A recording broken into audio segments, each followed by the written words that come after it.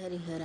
ఈరోజు ఏంటంటే విష్ణుమూర్తుల వారు మోహిని అవతారం ఎత్తడానికి చేసిన ప్రయత్నం అంతా ఇంత కదండి. అది ఎలా చేశారు, ఎట్లా జరిగింది, దాని గురించి అన్నీ తెలుసుకుందాం ఈరోజు.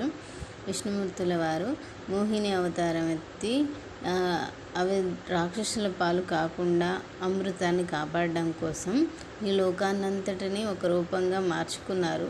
ఆ రూపానికి తేజస్సుని, శక్తిని ఇవ్వాలి ఎలా అనేసి ఆలోచించి నారాయణి అమ్మవారి సిస్టర్ ఉంటారు కదా, దుర్గామాత అనమాట, విష్ణుమూర్తుల వారి సిస్టరు. ఆ అమ్మని మనసులో ధ్యానించుకున్నాను అనమాట. పార్వతీదేవి దగ్గరికి వెళ్ళి ఆమె నామాల్లో ఒక నామాన్ని తపస్సు చేసి ఆమెలో ఉన్న శక్తిని కాస్త శక్తిని వేడుకుంటారనమాట. అలా వేడుకోవడం వల్ల మోహినికి అంత శక్తి, తేజస్సు వస్తాయన్నమాట. అలా వచ్చిన మోహిని అవతారంలో అమృతాన్ని కాపాడడంతో పాటు అయ్యప్ప స్వామి జననం కూడా ఉంటుంది కదండి, అవతరణ. అయ్యప్ప స్వామి రావడం కోసం శివుడు ఎవరిని మోహించేవాడు కాదు కాబట్టి ఓన్లీ అమ్మవారైతే, పార్వతీదేవి అయితేనే తన భార్యగా భావించి తనకి మోహిని రూపంలో ఉన్నప్పుడు విష్ణువు దగ్గరకు వస్తారని అలా అనుకున్నారు కాబట్టి అమ్మవారి శక్తిని తీసుకున్నారనమాట. ఆ తర్వాత శివుడు విష్ణుమూర్తిని మోహిని రూపంలో ఉన్నప్పుడు చూసి పార్వతీదేవి అని భ్రమపడ్డారనమాట. అలా పడి దగ్గరికి వెళ్ళి ప్రేమగా ఉండడం వల్ల అయ్యప్ప స్వామి జన్మిస్తారనమాట. జననం జరుగుతుంది, అవతారం స్టార్ట్ అవుతుంది అనమాట. అయ్యప్ప స్వామి అవతారం అలా వస్తుంది అన్నమాట. అందుకే హరిహరులకు పుట్టినవాడు అని. ఆయన విష్ణుమూర్తి అయిన ఆ తండ్రి ఆ అమ్మవారికి ధ్యానం చేసి తపస్సు చేసి ఎన్నో చేస్తే కానీ అలాంటివి రావట్లేదన్నమాట.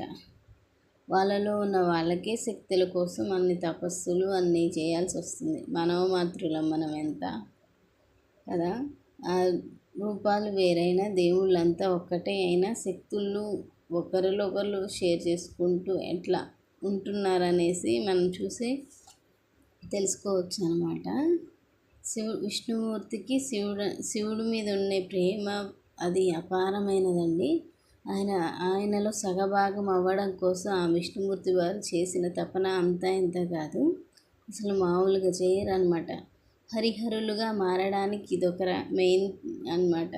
ఆయన విష్ణుమూర్తి చేసిన ఎన్నో త్యాగాలు, తపనలు, ప్రేమ, భక్తి భావనలు చూసి ఆ శివుడు విష్ణుమూర్తికి శివునిలో సగభాగం ఇస్తారన్నమాట. ఫస్ట్ అర్ధనారీశ్వరులుగా మారకముందు విష్ణుమూర్తి వారే శివుడిలో సగభాగంగా మారారనమాట. ఆయన ఎన్నో చేశాడండి. అట్లా ఆ తండ్రి శివుడు కూడా యుద్ధాలు చేశాడు. అలా చేసిన వాటిలో ఆ తండ్రి బాణంగా, విష్ణుమూర్తుల వారు ఒకసారి బాణంగా మారారు. ఒకసారి యుద్ధం చేసేటప్పుడు తండ్రి చాలా శివుని శక్తికి తట్టుకోలేక రథాలు అంటే మన ఒక తాళపత్ర గంధాలు గుర్రాలుగా మారుతాయన్నమాట. ఆ శక్తిని తట్టుకోలేనప్పుడు ఆయన కూడా ఒక గుర్రంగా మారి ఆయన్ని మోసారు. ఒక ఆయుధంగా మారి ఆ రాక్షసుని సంహరించడానికి వచ్చారు. మోహినిగా మారి అమృతాన్ని అట్లా